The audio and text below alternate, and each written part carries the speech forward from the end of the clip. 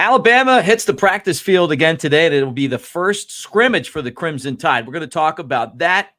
Alabama basketball, one of the finalists for maybe one of the most electric players that's available in that 2025 class, down to 12. Bama's one of those. And what's the best Alabama football song? I'm going to ask Brett that. All that, plus Bama. Not getting a lot of respect right now in Vegas. We're going to get into that right here on the Bama Tailgate YouTube channel. Like and subscribe. Give us a thumbs up. Thank you for being here. And let's get this party started. Roll Tide, everybody.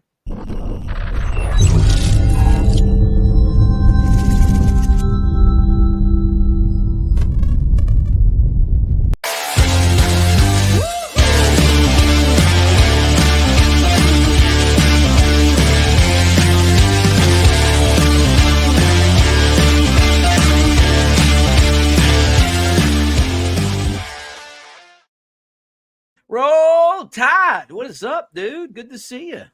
You are the most electrifying man in sports entertainment, Mick Gillespie. Where are you coming from this morning? Look, man, I'm just hanging out at the bar. It's not open yet, but when it does open, I'll be ready. It's because you closed it down and you're waiting for them to reopen to let you out. You fell asleep in the booth. I forgot my credit card. Right. Oh, yeah. Always a great excuse to go back. Yeah, that's Brett Elmore. I'm Mick Gillespie, at Brett Elmore Show, at Broadcaster Mick. All right, Brett, we're supposed to get right into the action and not do all the crazy stuff. We'll save that for later. First scrimmage today. What are you looking forward to seeing in this scrimmage? Secondary. Yeah, me too. Me too. I'm with you. I was talking to a friend last night, and we were talking Bama football. He's like, "Are you gonna go to the first game?" I said, "I don't know. I may go." Blah blah blah. And he said, and that's the first thing he mentioned was secondary. I don't know. It's obvious that's going to be a key emphasis, but I just want to see if there's somebody that kind of elevates and shows us that next level, of play at any position. No, I'm with you. I mean, like, first off, let's just start with the safeties. You lose your best player, a freshman All-American, one of the best players Alabama's ever had as a freshman. And he obviously went to Ohio State. So you got to replace him. And you do that. Malachi Moore comes back. He slides back into safety. You go out and you buy Keon Sabb or transfers in from Michigan. That's a good move. King Mack comes in from Penn State. Maybe he's the third guy in that mix. So I'm comfortable with safety. Cornerback, Damani Jackson has got to be the guy. He just has to. Because if something happens and he's not that good, then I'm really worried about the cornerback spot. Deshaun Johnson, Deshaun Jones from Wake Forest, the transfer, not hearing a lot about him. So you're wondering now, is it going to be Mbakwe? Is it going to be Mincy?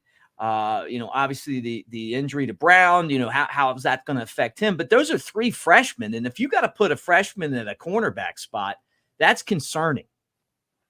Better grow up quick. That's all I can tell you, and yeah, we just don't have that experience back there. And like you mentioned yesterday, and you made a great point, Bama fans, you're going to have to be patient with this group because guess what? They're going to get burnt from time to time. I hope not, but in all likelihood, they're going to. Yeah. Because we faced some pretty stout competition early in the season, and it doesn't get any easier. So that's why I say they got to grow up quick, and we'll see. Yeah, but I'm with you, man. I mean, I think you're exactly right. What's that going to look like? And is Brown going to be able to practice? I mean, he had the hand thing, and then they're like, well, he was really playing good football until that happened. I think there's going to come a point. I don't know when it's going to happen, but I think that, and who knows if it's this year or next year, if Mbakwe gets it figured out, I think he's got the potential to be a superstar player. And I hope that sooner than later because Alabama needs him. They got to have a pass rush so that these guys aren't out there learning on the job and failing on the job early on. Right. Yeah. Mbakwe, I'm kind of impartial to him because I got to see him play in person at Clay. But he's got the skill set. He could do it.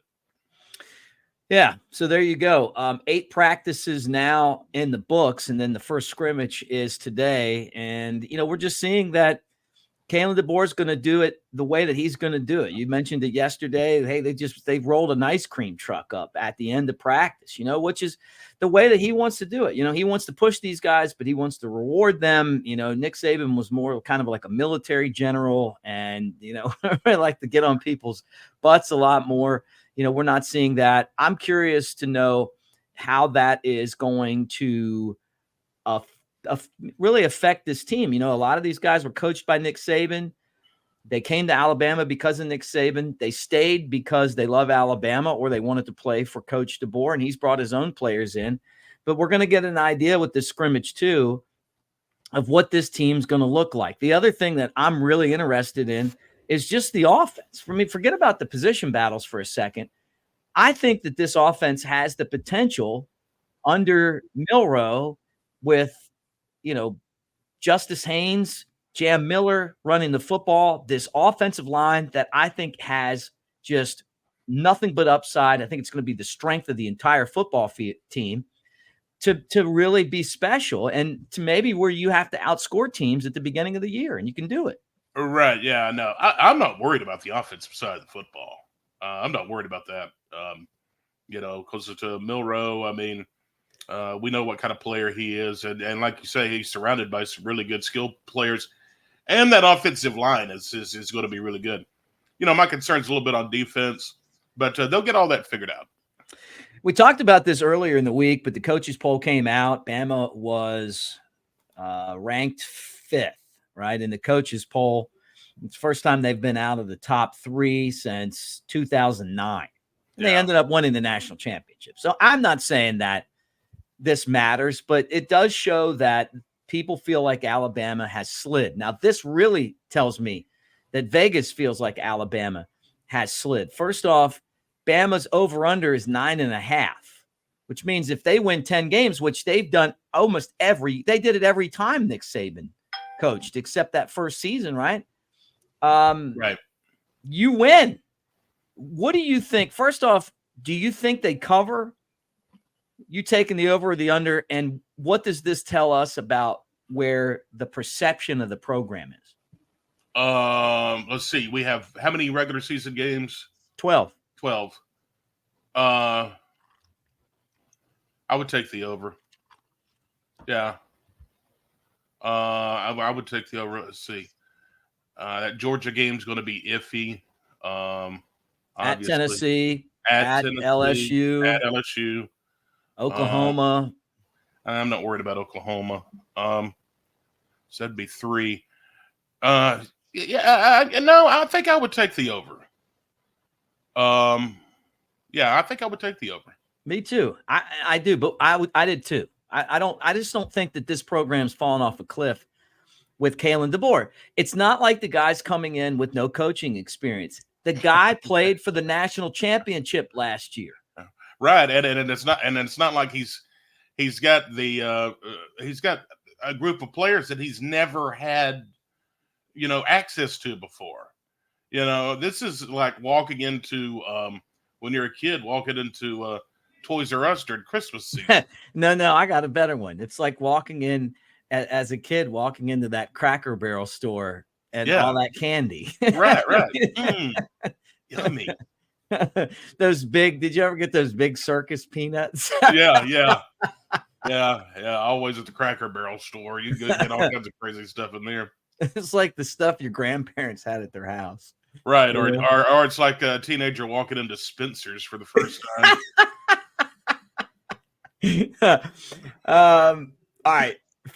What's your favorite Alabama football song, right? When you walked into Spencer's, it got deeper and deeper in there. It got darker. It's still the same way.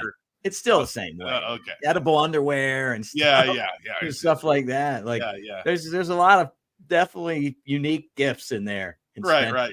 I go in. I like the band T-shirts. You know that. I have my Dead or Pink Floyd shirt or whatever. You go slip by, and then they've got cartoon shirts or your favorite TV show, and then all of Right. a sudden there they are. You Yeah. know, Miniature condoms, and, and, and the sex dice. And then there's a Michael Myers mask up there. Then you're like, what in the hell have I gotten into? oh, anything to make a buck. All right. Yeah. I used to make these mixed CDs. Now with with iTunes and all that stuff. I mean, you don't make CDs anymore. People don't even have CDs, but I used to make them, and then I would take them on the road with me when I'd go watch Alabama play. Right. And then I was just thinking, like, what is your favorite Alabama song? Sweet Home Alabama, Dixieland Delight, Deacon Blues, by Steely Dan. They call Alabama the Crimson Tide. Call me Deacon Blues. What's your favorite? Is it one of these three, or when you think Alabama football, outside of like the school fight song and Rammer Jammer, what is it? Thunderstruck normally gets me pretty lit. That's okay, but even though that's not, I know, it doesn't have really Alabama in there, but that's one that kind of gets me lit up. And also Mr. Brightside, like in the stadium when everybody's singing Mr. Brightside or Dixieland Delight. Oh man, so pick one. Pick one. Dixieland Delight inside the stadium. I don't think there's anything like that. Man, you got to say Sweet Home Alabama. I mean, come on, man. I knew you was going to say that. I know, but I mean, like it's that. Do you hear those first couple chords? And it brings me back to the Strip every time I hear it. Yeah. I mean, that's a pretty good one. It's iconic. All right. Guys, I want to remind you that I'm working now with Cover Crimson. Check them out. Be on the message board. I was on there a lot today. Cover Crimson with Clint Lamb and the gang over there. It's going to be a whole lot of fun. We're going to post some content there that you won't get on their YouTube channel. But, I'm part of that as well. Maybe Big Sexy Elmo will be on there. You never know. You never know who might show up. All right, let's talk some hoops, Brett. Chris Senek is one of the best players in the country. Online has him as number 5 in the class of 2025. He just listed his final 12 schools. This is a guy that, like, a lot of basketball people tell me was underrated, and now all of a sudden he's on the rise. Down to 12, Bama's one of those. I just can't believe how playing in that awful gym, how Nate Oates, it just doesn't matter. These guys want to come and play at Alabama, and I love that. Oh, yeah. He's a 6'10", 195-pound power forward, center type. And from New Orleans. But he plays at Link Academy. They've got him as a 5-star. He released those kind of where basketball's heading for him as far as it's going to be Bama, Arkansas's on the list, Auburn's on there, Baylor, UConn, the regulars, but it's nice to be in the mix for this guy. Yeah, it's going to be fun to see it. All right, couple things before Brett takes over. Normally he bails on me, but look, Brett, right here, Daniel Moore. Bye, Brett. That is a Daniel Moore calendar right there, the Crimson and White 2025 Fine Art Calendar, as we honor the great Nick Saban. And if you use the promo code Bama Tailgate, guess what? It'll be hand signed by Daniel Moore right there on the side. Makes it a keepsake. I've got one of Daniel Moore's calendars signed by him, and it's really one of the coolest things that I have as far as the memorabilia goes. Another thing, guys, don't forget that we are brought to you by Pearl River Resort over in Philadelphia, Mississippi. Now's the time to get over there. Geyser Falls, the water park. You got the spa. You got Dancing Rabbit Golf Course, which is the Augusta that you can play. I'm going to be there a couple Wednesdays from now. Steve Azar, the amazing country artist, is now working on this amazing project, and I mean amazing. He's got his own Bloody Mary mix. So I'll be there a couple Wednesdays from now on the 21st to help Steve break in the new Bloody Mary mix, and would love to see you guys come out there. But you don't have to come out there for that. Just go to Dancing Rabbit Golf Course anytime you want. If you go to the sports book at Golden Moon Casino and play, $50, put $50 down in the sports book, you can play Dancing Rabbit without a membership for $40. which is, I think, a fantastic deal. It's the Augusta that you can play. It's an amazing golf course. But table games and slots at Silver Star and Golden Moon Casino, and some great music acts. And Rodney Carrington. We saw Boys to Men. Don't forget the roulette. Don't forget the roulette. Yeah, don't forget the roulette. He's a roulette guy. But all that at Dan's. See, you messed me up now. All that at Pearl River Resort. All right, Brett will be on here in a second, guys, right after this very, very short timeout, and then his intro, which you guys all love.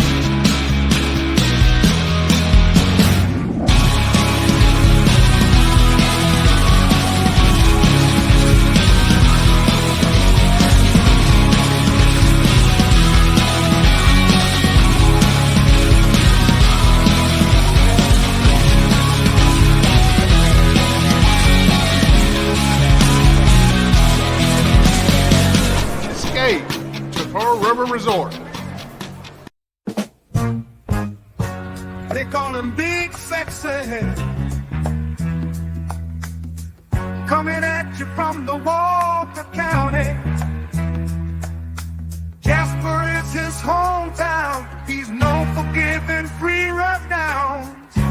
Oh, Big Sexy, throwing out those Alabama thoughts, sneaking out your mom's window without getting caught. Nick gives you the XPs, but Big Elmo is here to please. Big Sexy Elmo on the Bama Tailgate Show.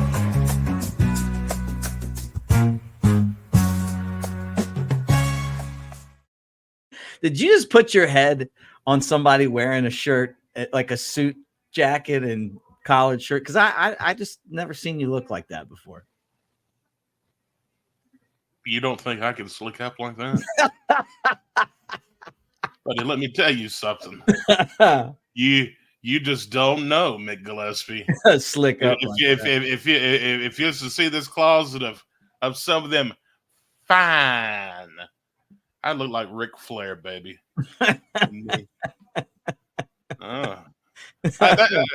Next time I meet up with you on a trip, I'm bringing my business garb. All right. Do it. All right. So welcome in. We are now officially 3 weeks away from Alabama football here on this Saturday. The 10th day of August. Antonio Banderas is 64. I just like to pronounce his name like that. You know Antonio Banderas? Yeah. Off of Desperado? Yeah, he's 64 today. Okay, let's see. Kylie Jenner from the Kardashians, 27 today. All right, the Kardashians. Yeah. If you're looking for something to celebrate today is Lazy Day.